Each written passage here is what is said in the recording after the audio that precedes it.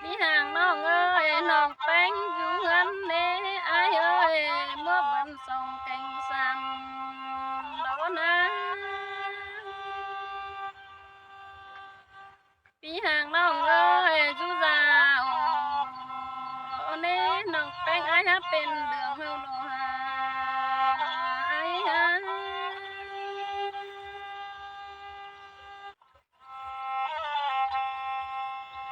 พี่ห่างน้องเอ้ยฮะยิ่งอยู่เฮือนเด้อายเอ้ยน้องแป้งฮะเป็นใส่ดอกนะน้องแป้งอายนะ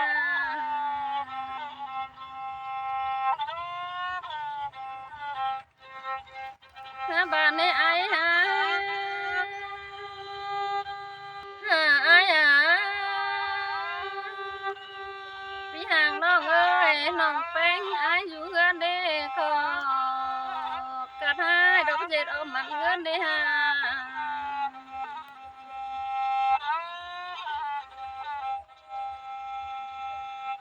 พี่ห่างน้องเอ้ยฮะว่าแป้งเด้ไปลักไก่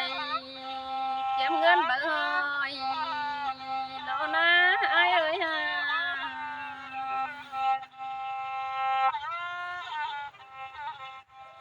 พี่อายเด้ไปเก็บได้เล็กน้อยนะ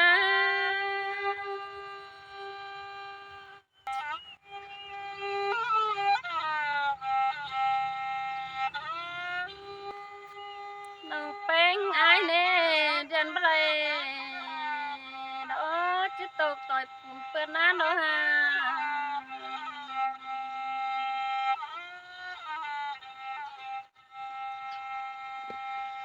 อาย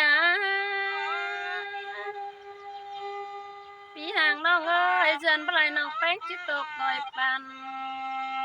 ตามเสาแลน้องแป้งอายนะ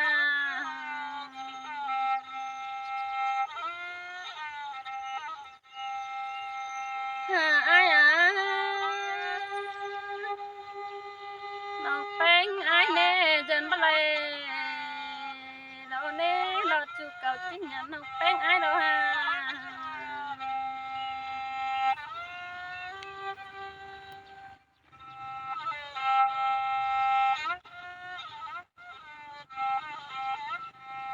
บ้านนี้อายฮะอายหยันยิงเน่บ่จักจริงหยังน้อยพี่ห่างน้องเอ้ยฮะ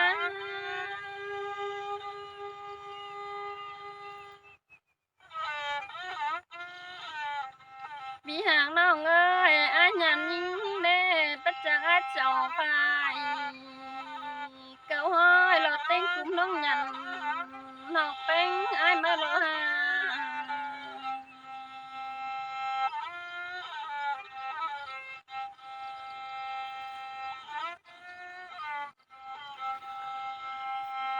ยิงเน่อายฮะก็คันว่าเราก็คัน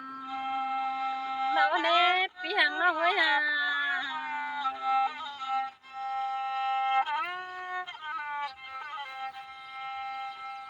อาย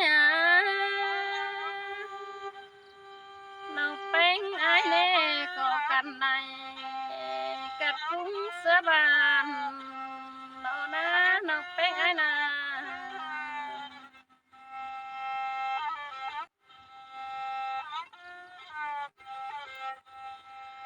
เดินบ่ไหล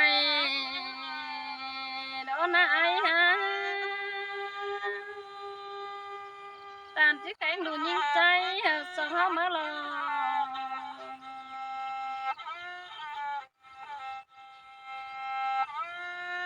บ่าอายห่างน้องเอ้ยฮะเดินบ่ไหลในอายเอ้ยตามที่แข็งไว้ตัวดวงให้นากินข้าวส่งเฮามาลอฮะ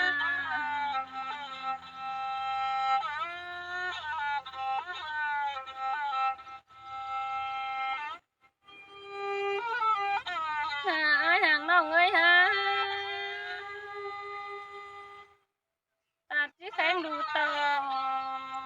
ใคร นี้ที่เสียโซสองเฮาเมื่อเราหา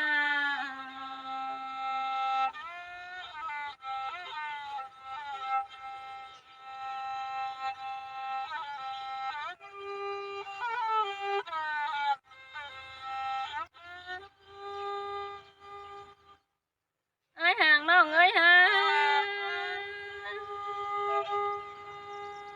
ปีห่างก็ยิ่งงามไปไหล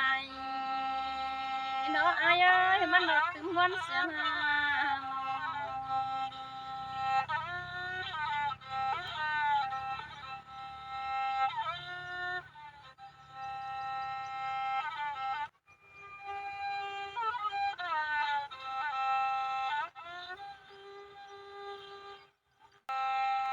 อ้าย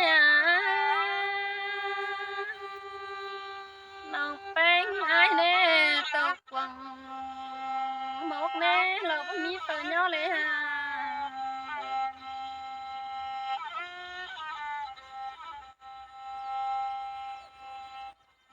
อ้ายห่างน้องเอ้ยหาตกวังเจอกวางก็แน่บ่มีเปิ้นน่ะยิ่งได้แล้วหา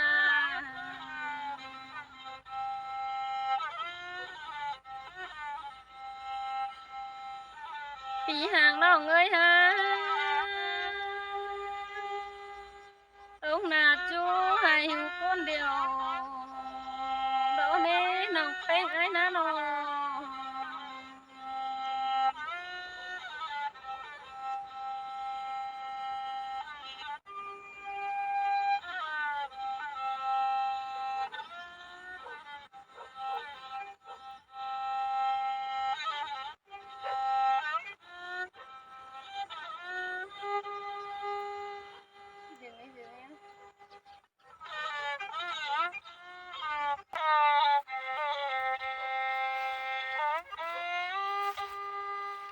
อ้ายหา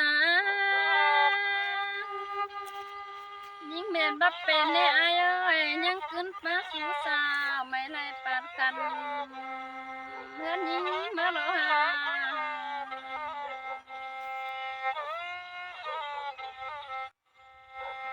หาอ้ายน้องแป้งอ้ายแน่เจ็ดบ่เป็นดอกยังไกลขึ้นสู่สาวไม่ดันปาดเสือเฮือนเอ็มยิ่งมาแล้ว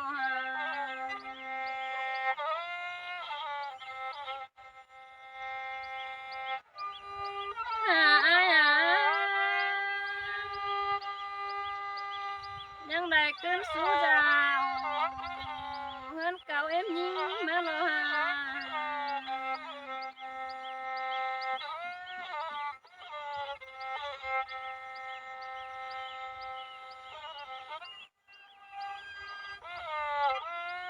ปีห่างน้องเอ้ยหา